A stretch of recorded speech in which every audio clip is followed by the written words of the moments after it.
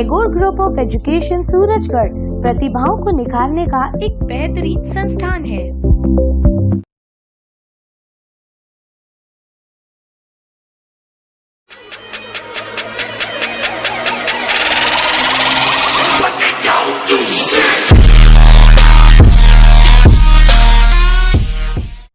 Hello guys, Hindi medium student के लिए basic accounting की सीरीज के अंतर्गत लेखांकन शब्दावली के बाद हम शुरू करने जा रहे हैं नया टॉपिक जिसका नाम है लेखांकन सिद्धांत।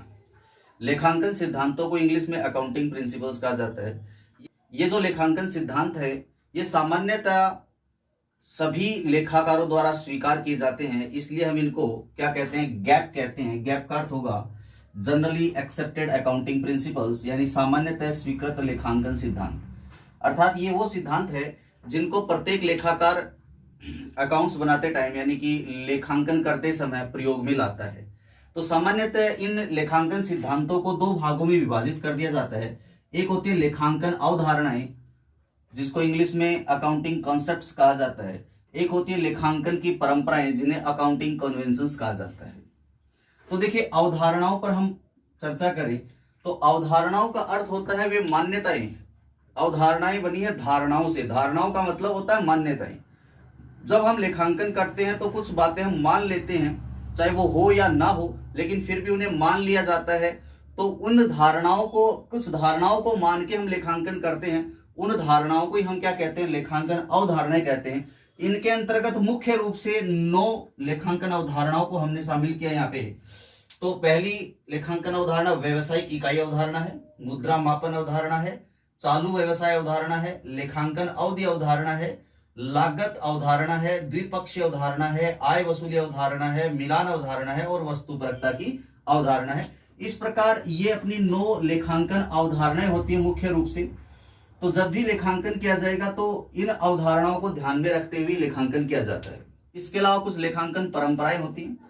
तो लेखांकन परंपराओं के अंतर्गत हम शामिल करेंगे एक रूपता की परंपरा, पूर्ण प्रकटीकरण की परंपरा, रूढ़िवादिता की परंपरा और महत्वपूर्णता की परंपरा। तो लेखांकन कार्य यानी लेखांकन के पेशे के अंतर्गत इन परंपराओं का पालन करना भी आवश्यक होता है। इन परंपराओं के पालना भी हमें करनी होती है लेखांकन कार्य के अंतर्गत। तो हमने आपको क्या बताया सर, लेखांकन जो सिद्धांत होते हैं इनको हम क्या कहते हैं, जनरली एक्सेप्टेड अकाउंटिंग प्रिंसिपल्स कहते हैं। इनको मुख्य रूप से 2 भागों में बांट दिया गया, लेखांकन की अवधारणाएं और लेखांकन की परंपराएं। अवधारणाओं में ये 9 अवधारणाएं हमारे सामने हैं और उधर 4 परंपराएं अपने सामने हैं। अब प्रत्येक अवधारणा को और प्रत्येक परंपरा को हम विस्तार पूर्वक इन पे चर्चा करेंगे। तो देखिए, सबसे पहली हम अवधारणा की चर्चा करते हैं व्यवसायिक इकाई अवधारणा। तो ये जो व्यवसायिक इकाई अवधारणा है ये हमें क्या बताती है, इस व्यवसायिक इकाई अवधारणा को पृथक अस्तित्व की अवधारणा भी कहा जाता है। पृथक अस्तित्व का अर्थ यहाँ पे होगा कि व्यवसाय अपने स्वामी से पृथक होगा, यानी व्यवसाय का जो स्वामी है, जिस व्यक्ति ने व्यवसाय प्रारंभ किया वो व्यवसाय का स्वामी है और व्यवसाय का स्वामी अपने व्यवसाय से पृथक होता है। तो जब भी हम लेखांकन करेंगे तो यह मानते हुए लेखांकन किया जाता है कि व्यवसाय और व्यवसाय का स्वामी दोनों का अलग अलग अस्तित्व होता है, दोनों एक नहीं होते हैं। ये हमें कौन बताता है सर, ये व्यवसायिक इकाई अवधारणा हमें बताती है। तो चलिए पहले हम व्यवसायिक इकाई अवधारणा को विस्तार पूर्वक चर्चा करते हैं।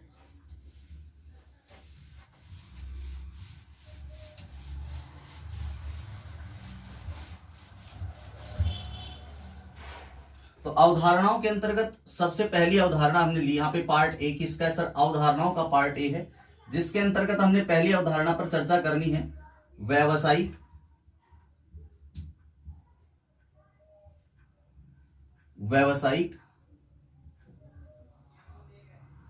इकाई अवधारणा। तो प्रथम अवधारणा है व्यवसायिक इकाई अवधारणा। व्यवसायिक इकाई अवधारणा क्या कहती है, ये व्यवसायिक इकाई अवधारणा को इंग्लिश में कहा जाता है बिजनेस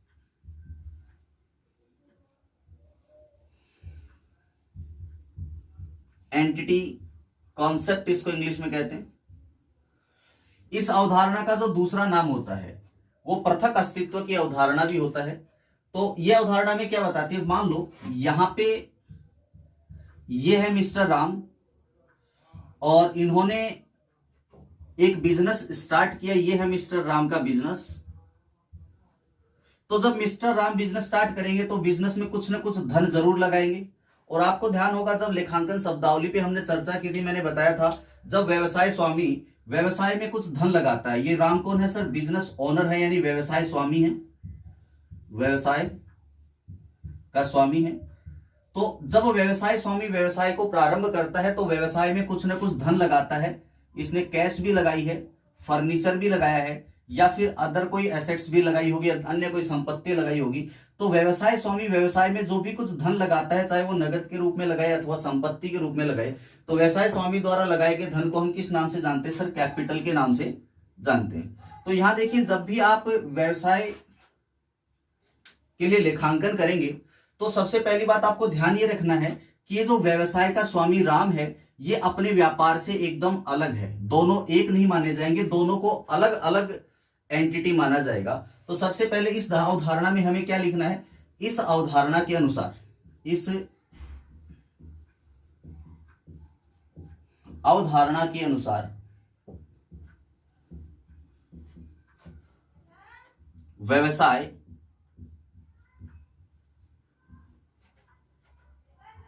व्यवसाय तथा व्यवसाय का स्वामी, व्यवसाय स्वामी दोनों का पृथक अस्तित्व होता है। तो क्या ध्यान रखना है सर? व्यवसाय का और व्यवसाय स्वामी दोनों का पृथक पृथक अस्तित्व होता है, दोनों एक नहीं होते, दोनों अलग अलग पार्टी होते हैं। अब व्यवसाय में व्यवसाय स्वामी क्या लगाता है? धन लगाता है। तो व्यवसाय स्वामी ने व्यवसाय में धन लगाया, उसको हमने क्या कहा था सर? कैपिटल, यानी कि पूंजी का नाम दिया था। ये हमने लेखांकन शब्दावली के अंतर्गत पढ़ा है। तो व्यवसाय स्वामी ने व्यवसाय में जो धन लगाया है वो व्यवसाय की मालिक व्यवसाय के लिए पूंजी यानी कि आंतरिक दायित्व होगा। यानी कि जब व्यवसाय का स्वामी व्यवसाय में धन लगा रहा है, इस धन को हमने पूंजी का नाम दिया कि सर ये धन लगाया गया है, ये व्यवसाय के स्वामी ने लगाया, व्यवसाय के स्वामी का जो अंशदान है उसे हमने पूंजी कहा है। तो ये जो पूंजी है व्यवसाय का एक प्रकार का दायित्व मानी जाती है। क्यों मानी जाती है दायित्व? क्योंकि व्यवसाय के स्वामी ने धन के रूप में इनको कैश और फर्नीचर दिया है, यानी कि अपनी पूंजी का विनियोग व्यवसाय में किया है। तो अगर व्यवसाय का स्वामी इस व्यवसाय को बंद करेगा, बंद करते समय अपनी पूंजी इस व्यवसाय से वापस ले सकता है। यानी कि जब भी व्यवसाय का स्वामी चाहेगा अपनी पूंजी व्यवसाय से वापस लेके व्यापार को बंद कर सकता है। इसलिए हम ये कह सकते हैं कि व्यवसाय के स्वामी ने व्यवसाय में जो पूंजी लगाई है उस पूंजी को व्यवसाय का आंतरिक दायित्व माना जाता है। इसी अवधारणा के अनुसार क्या कहा जाता है? व्यवसाय स्वामी द्वारा व्यवसाय में लगाई गई पूंजी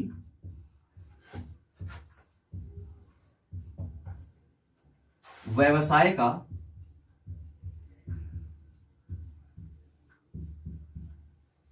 दायित्व मानी जाती है। व्यवसाय का कौन सा दायित्व मानी जाती है सर? ये आंतरिक दायित्व है। आंतरिक दायित्व मतलब व्यापार का स्वामी जो व्यापार का आंतरिक व्यक्ति होता है। जब हमने आपको पहला लेक्चर लिया था लेखांकन के संबंध में, तब मैंने आपको बताया था लेखांकन सूचनाओं के जो उपयोगकर्ता होते हैं, दो प्रकार के उपयोगकर्ता होते हैं।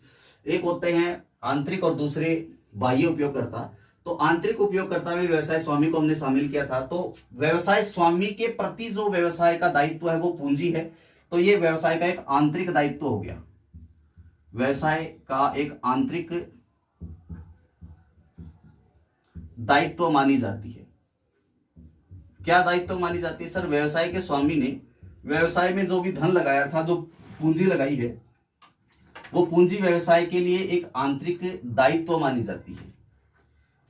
इसके अलावा कुछ बातें और जाननी है। जब भी पृथक अस्तित्व की अवधारणा के अनुसार व्यवसाय और व्यवसाय का स्वामी दोनों पृथक पृथक हैं, तो प्रश्न ये उठता है कि सर हमें लेखांकन किसके लिए करना है? अकाउंट्स किसके लिए तैयार करने हैं? व्यवसाय के लिए तैयार करने हैं या व्यवसाय के स्वामी के लिए तैयार करने हैं? तो यहाँ पे व्यवसाय की इकाई अवधारणा क्या कहती है कि व्यवसाय और स्वामी दोनों क्या होते हैं? पृथक पृथक होते हैं। और हमें जो लेखांकन करना है वो किसके लिए करना है? वो हमें व्यवसाय के लिए करना है। तो व्यवसायिक लेन देनों का लेन देनों का लेखांकन व्यवसाय के दृष्टिकोण से किया जाता है, दृष्टिकोण से किया जाता है, ना कि व्यवसाय स्वामी के दृष्टिकोण से।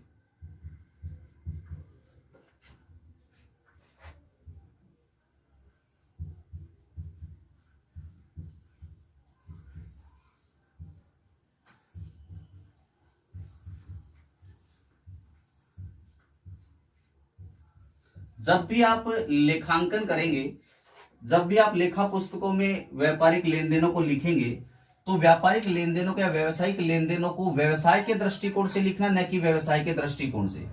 फॉर एग्जाम्पल, व्यवसाय के स्वामी ने व्यवसाय में 1 लाख रुपए का अंशदान किया, यानी कि व्यवसाय के स्वामी ने 1 लाख रुपए की नगद व्यापार में लगाई, तो यहां पे कैश आई की गई।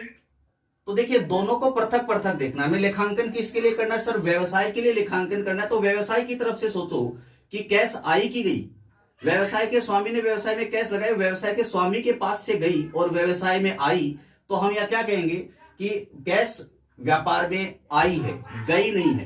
तो जब भी आप लेन देनों का लेखांकन करेंगे, तो लेन देनों का लेखांकन व्यवसाय के दृष्टिकोण से करना है, न कि व्यवसायी के दृष्टिकोण से। इसके अलावा आपको एक बात ध्यान रखनी है कि जो हम लेखा पुस्तकें बना रहे हैं, किसके लिए बना रहे हैं सर? व्यवसाय के दृष्टिकोण से लेखांकन कर रहे हैं, तो लेखा पुस्तकें व्यवसाय के लिए बन रही है।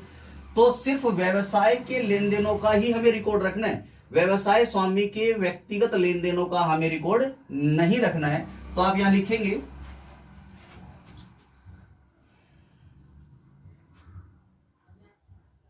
लेखा पुस्तकों में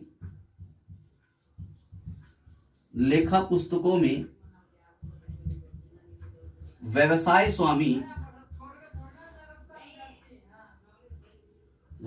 स्वामी के व्यक्तिगत लेन देनों का लेखा नहीं किया जाता है, व्यक्तिगत लेन देनों का लेखा नहीं किया जाता है। तो ये बात आपको ध्यान रखनी है कि जब भी आपके सामने कोई लेन देन आएगा, तो वो लेन देन व्यवसाय से संबंधित होना चाहिए, ना कि व्यवसाय स्वामी का व्यक्तिगत लेन देन होना चाहिए। तो व्यवसाय की लेखा पुस्तकों में आप व्यक्तिगत लेन देनों का लेखा नहीं करेंगे, व्यक्तिगत लेन देनों का लेखा नहीं किया जाता है। लेकिन कई बार क्या होता है, कुछ लेन देन ऐसे होते हैं जो व्यवसाय और व्यवसाय स्वामी दोनों के मध्य में होता है। जैसे व्यवसाय स्वामी ने व्यवसाय में पूंजी का अंशदान किया, व्यवसाय स्वामी ने अपने व्यक्तिगत उपयोग के लिए व्यापार से धन निकाल लिया। तो ये कुछ ऐसे व्यवहार हो गए जो व्यवसाय और व्यवसाय स्वामी दोनों के मध्य हुए हैं।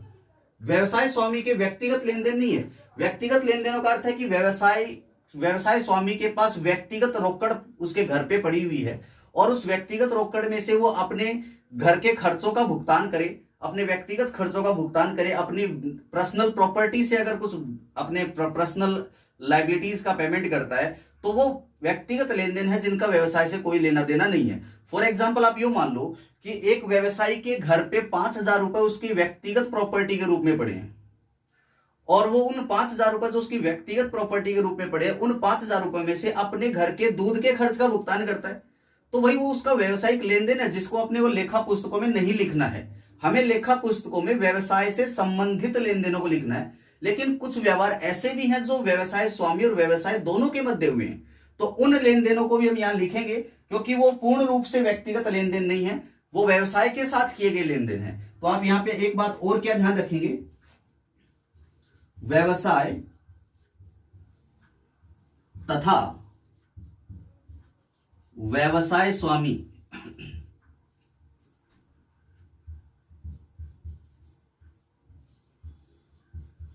स्वामी के मध्य हुए लेन देनों को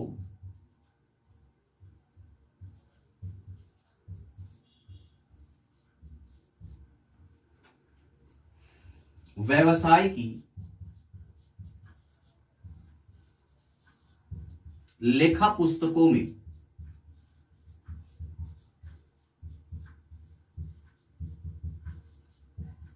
दर्ज किया जाता है।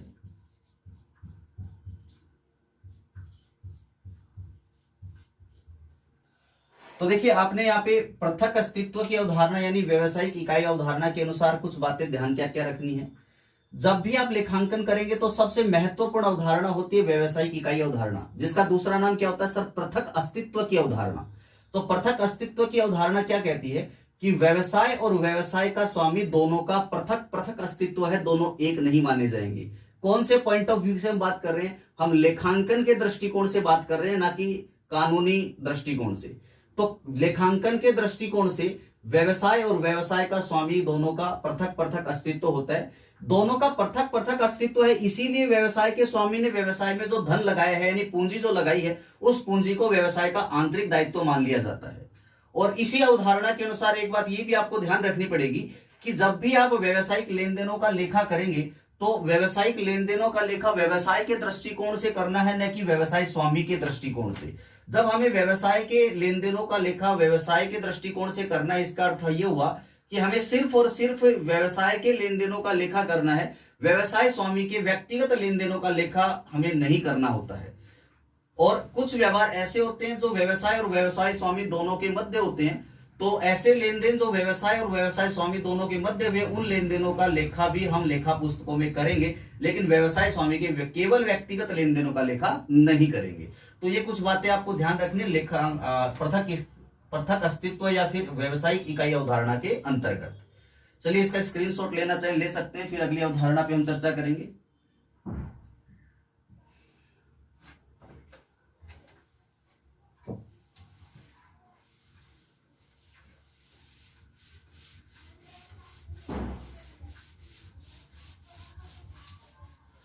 तो प्रथम जो अवधारणा थी वो थी आपकी व्यवसायिक इकाई अवधारणा, जिसका दूसरा नाम क्या होता है? पृथक अस्तित्व की अवधारणा। अब दूसरी अवधारणा पर हम चर्चा करने जा रहे हैं, जो कि कौन सी है सर? मुद्रा मापन अवधारणा। मुद्रा मापन अवधारणा, ये मुद्रा मापन अवधारणा में क्या कहती है?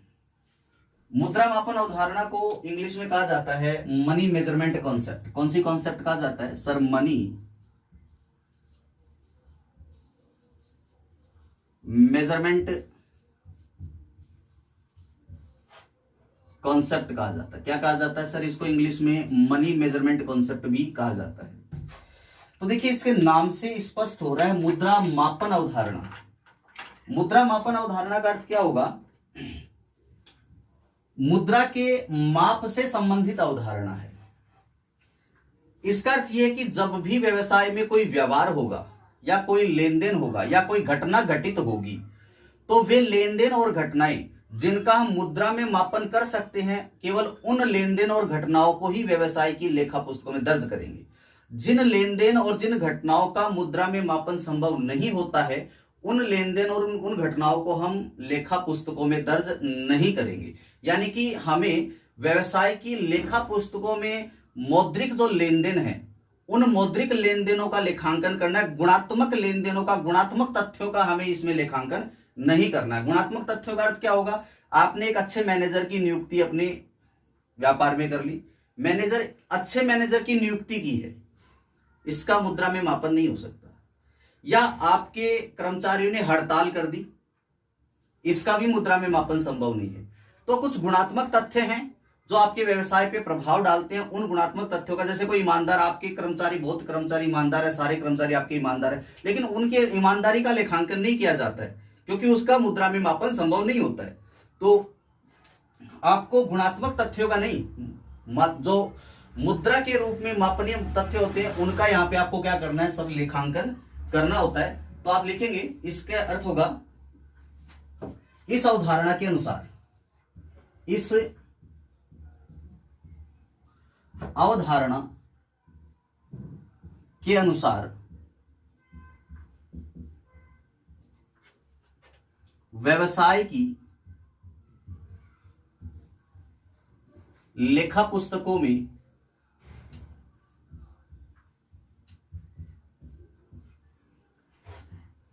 व्यवसाय की लेखा पुस्तकों में केवल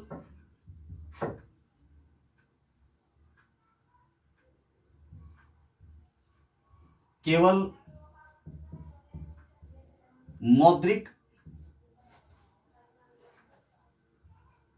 तथ्यों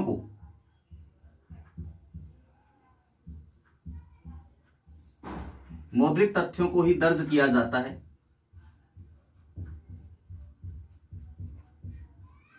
गुणात्मक तथ्यों को नहीं, गुणात्मक तथ्यों को नहीं। अर्थात केवल वे तथ्य आप लेखा पुस्तकों में दर्ज करेंगे जिनका मुद्रा में मापन हो सकता है।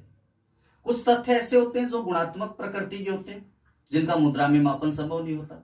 जैसे आपके कर्मचारियों की कार्यकुशलता, आपके कर्मचारियों की ईमानदारी, ये सब क्या है? सब गुणात्मक तथ्य जिनको हम लेखा पुस्तकों में कभी भी दर्ज नहीं करते हैं। केवल वो तथ्य जो मुद्रा में जिनका मापन संभव हो उनका ही लेखांकन करते हैं। इसका अर्थ क्या हुआ? अर्थात लेखा पुस्तकों में व्यवसाय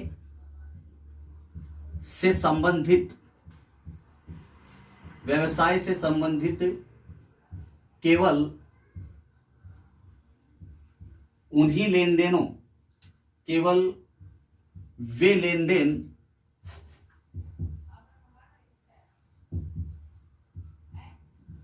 एवं घटनाएं,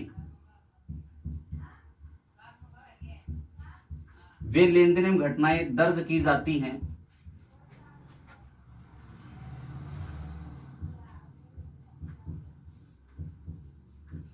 जिनका मुद्रा में मापन हो सकता है। इसका अर्थ यह हुआ कि व्यवसाय से संबंधित कोई भी लेन देन या कोई भी घटनाएं हो, और लेन देन और घटनाओं को अगर आप मुद्रा में यानी कि उसका मॉनेटरी वैल्यू पता कर सकते हैं कि वो व्यवहार कितने रुपए का है, उसका रुपए कितना है, तो अगर मुद्रा में मापन कर सकते हो तो उसे लेखा पुस्तकों में दर्ज करो। अगर कोई व्यवहार या लेन देन या कोई घटना ऐसी है जिनका मुद्रा में मापन नहीं हो सकता तो वो लेखा पुस्तकों में दर्ज नहीं की जाएगी। और आपको ध्यान रखना है कि व्यवसाय की लेखा पुस्तकों में जिन व्यवहारों को दर्ज करोगे उनका मौद्रिक मूल्य दर्ज किया जाएगा, ना कि उनकी मात्राओं को दर्ज किया जाएगा। तो व्यवसाय की लेखा पुस्तकों में व्यवसाय से संबंधित लेन देन और घटनाएं जिनका मुद्रा में मापन संभव हो सकता है उनको ही हम क्या करते हैं?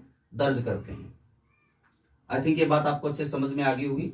तो यहाँ पे एक बात मैं आपको और लिख देना चाहता हूं, थोड़ा और आपको क्लियर हो जाएगा।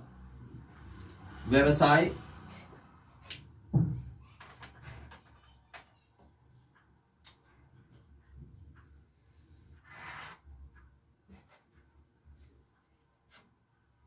लेखा पुस्तकों में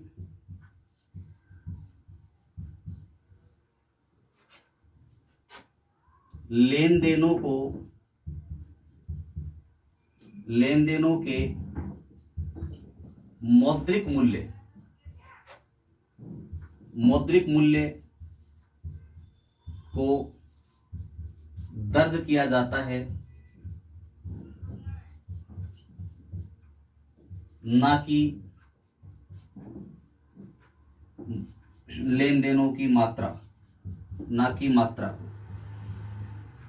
इसका अर्थ क्या है? सपोज करो आप एक पुस्तक विक्रेता हैं, आपके व्यवसाय में आप क्या करते हैं सर? पुस्तकें बेचते हैं, पुस्तक विक्रेता हैं। तो आपने 6 पुस्तकें बेची, एक पुस्तक का मूल्य 50 रुपए था, तो आपको इन 6 पुस्तकें, इनकी संख्या, पुस्तकों की संख्या को दर्ज नहीं करना है। 6 पुस्तकें, प्रति पुस्तक 50 रुपए के हिसाब से आपने 300 रुपए की पुस्तकें बेची, तो आपको विक्रय के रूप में रुपए 300 दर्ज करने हैं, ना कि 6 पुस्तकों को दर्ज करना है। तो 6 पुस्तकें आप अपने स्टॉक में दिखा सकते हैं, इनका अलग से लेखा रख सकते हैं, फिजिकल स्टॉक वैल्यूएशन के काम में ले सकते हैं। लेकिन जब भी आप फाइनेंशियल अकाउंटिंग में दर्ज करेंगे तो आप फाइनेंशियल अकाउंटिंग में इनकी विक्रय के जो मौद्रिक मूल्य है उनको दर्ज करेंगे, ना कि इनकी मात्रा को दर्ज करेंगे। तो लेखा पुस्तक में लेन देनों के मौद्रिक मूल्य को दर्ज किया जाता है, ना कि मात्रा को, ना कि मात्रा को। आई थिंक ये बात आपको अच्छे से समझ में आ गई। ये थी आपकी मुद्रा मापन अवधारणा। तो चलिए इसका स्क्रीनशॉट लीजिए, अगली अवधारणा को हम डिस्कस करेंगे इसके बाद।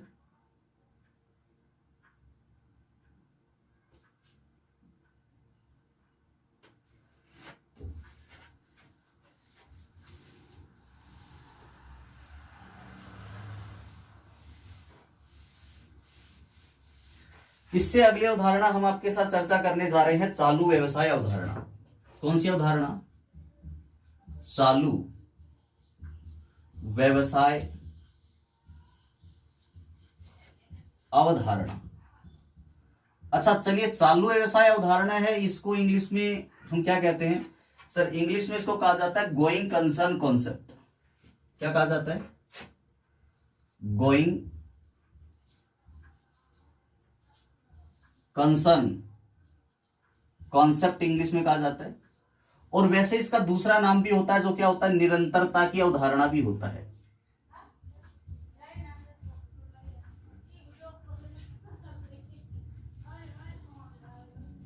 इसको निरंतरता की अवधारणा भी कहा जाता है। तो देखिए, चालू व्यवसाय अवधारणा जो तीसरे नंबर पे हम पढ़ रहे हैं, चालू व्यवसाय अवधारणा, यह अवधारणा में क्या बताती है? नाम से स्पष्ट हो रहा है, चालू व्यवसाय अवधारणा, यानी कि व्यवसाय चलता रहेगा। यानी कि जब भी हम व्यवसाय करते हैं, व्यवसाय की शुरुआत करते हैं, तो हम कभी ये नहीं मान के चलते कि हमें व्यवसाय को कब बंद करना है। यानी कि हम व्यवसाय के संबंध में हमेशा यही मानकर चलते हैं कि व्यवसाय का जो जीवन काल है वो अनंत जीवन काल है। यानी कि ना तो हमारा कोई ऐसा उद्देश्य है, ना हमारे ऊपर कोई बाहर से कोई प्रेशर पड़ रहा है कि हम अपने व्यवसाय को बंद करें। यानी कि इसका अर्थ हो गया, व्यवसाय एक लंबी अवधि तक निरंतर चलता रहेगा। इसकी अवधि का निर्धारण अपन संभव नहीं करते हैं, इसकी अवधि का निर्धारण संभव नहीं होता। बस यो कह सकते हैं कि व्यवसाय एक लंबी अवधि तक लगातार चलता रहेगा। हमें ना कोई हमारा इंटेंशन नहीं इस व्यापार को बंद करने का। तो आप क्या लिखेंगे यहाँ पे? चालू व्यवसाय अवधारणा के अंतर्गत इस अवधारणा के अनुसार यह माना जाता है कि क्या माना जाता है?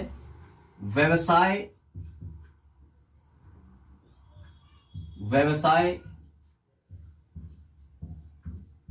निरंतर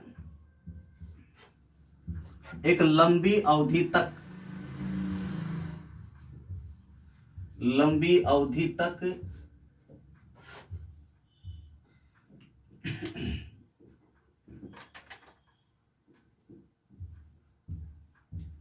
चलता रहेगा। हमारा इस व्यापार को बंद करने का कोई उद्देश्य नहीं है, ना हमारे ऊपर कोई बाहर से कोई प्रेशर पड़ रहा है कि हम इस व्यवसाय को बंद करें। तो अगर आप इतना भी जान लेते हैं कि हमारा अर्थ क्या है कि व्यवसाय एक निरंतर लंबी अवधि तक चलता रहेगा, हमारा कोई उद्देश्य नहीं इस व्यापार को बंद करना, यही क्या बोलते हैं? चालू व्यवसाय की अवधारणा कहती है। और इसी अवधारणा के कारण एक बात हमारे और सामने आती है। क्या बात सामने आती है? कि इसी अवधारणा के अनुसार, इसी अवधारणा के अनुसार, अब देखिए कितनी बातें इस अवधारणा के अनुसार होती है। पहली बात, मैंने आपको एक बात कही, देखिए चालू व्यवसाय अवधारणा को आप अपने व्यक्तिगत जीवन से जोड़ के भी अगर चर्चा करें, तो अगर मान लो कि हमने यहाँ पे आपको एक टॉपिक पढ़ाया और हमारा क्लास का टाइम मान लो 1 घंटा निर्धारित है, और हमारा 1 घंटा पूरा होने के बाद हम आपसे क्या कहेंगे? चलिए तो ठीक है, हम मिलते हैं, अब कल मिलते हैं। कल मिलते हैं अर्थात मैं क्या मान के चल रहा हूं कि कल मैं रहूंगा। इसका अर्थ क्या हुआ कि मैं ये मान के चल रहा हूं कल मैं रहूंगा, अर्थात निरंतरता की अवधारणा यहाँ पे लागू हो गई कि निरंतर मेरा जीवन जो है वो कल भी बना रहेगा। इसी प्रकार जब हम व्यवसाय करते तो व्यवसाय में ये मान के चलते कि व्यवसाय एक लंबी अवधि तक चलता रहेगा, आज चल रहा है, कल भी चलेगा और परसों भी चलता रहेगा। इसी कारण से एक लंबी अवधि के जो कॉन्ट्रैक्ट बिजनेस में होते हैं, एक लॉन्ग टर्म कॉन्ट्रैक्ट जो बिजनेस में होते हैं, कोई भी पार्टी एक लंबी अवधि के लिए हमारे व्यवसाय में इन्वेस्टमेंट करती है तो वो इसी अवधारणा के अनुसार करती है। क्योंकि कोई भी व्यक्ति हमें 1 साल 2 साल 3 साल के लिए कोई ऋण देता है, उधार में माल देता है, तो यही मान के दिया जाता है कि व्यवसाय 1 साल या 2 साल बाद भी लगातार चलता रहेगा। तो देखिए यहाँ पे आपको मुख्य मुख्य बातें कौन सी ध्यान रखनी है इस अवधारणा के अनुसार। एक तो आपको ध्यान रखनी है कि कोई भी बाह्य पक्षकार, कोई भी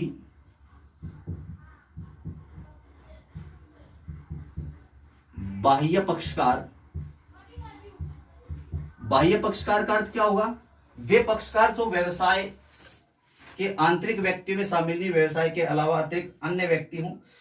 कोई भी बाह्य पक्षकार व्यवसाय को उधार माल देता है, व्यवसाय को उधार माल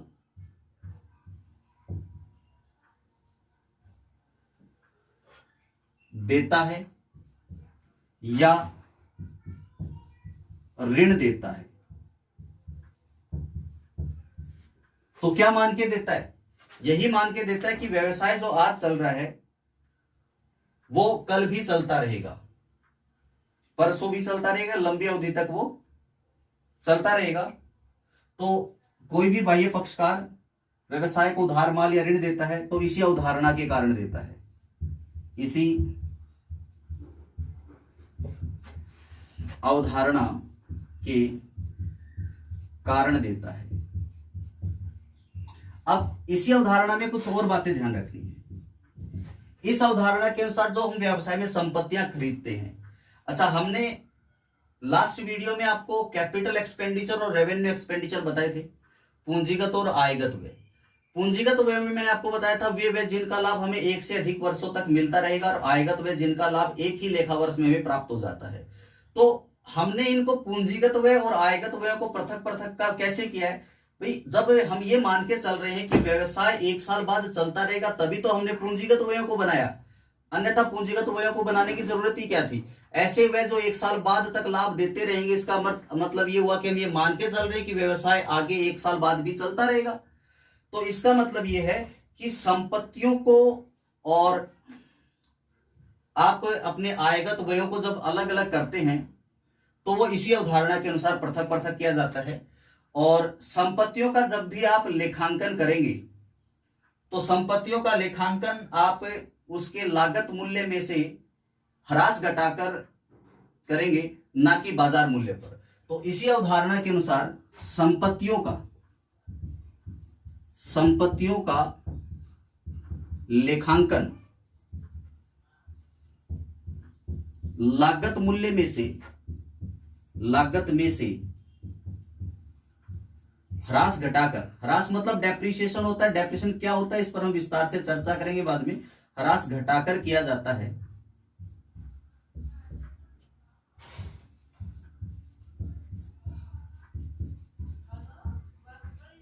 ना कि बाजार मूल्य पर। लेखा पुस्तकों में संपत्तियों का बाजार मूल्य कभी नहीं दिखाया जाएगा, हमेशा लागत मूल्य में से ह्रास घटाकर शेष राशि जो बचेगी वो शेष राशि संपत्तियों की लेखा पुस्तकों में दिखाई जाएगी। इसी अवधारणा का हम संपत्तियों को 2 भागों में विभाजित कर देते थे, चालू संपत्ति और दीर्घकाल नॉन करंट एसेट यानी कि गैर चालू संपत्ति। तो इसी अवधारणा के कारण तीसरा पॉइंट मैं लिख रहा हूं, संपत्ति तथा दायित्वों को चालू तथा गैर चालू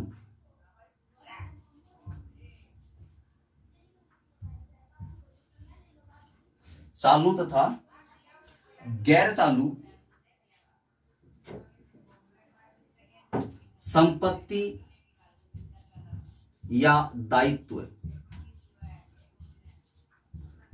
के रूप में वर्गीकृत किया जाता है।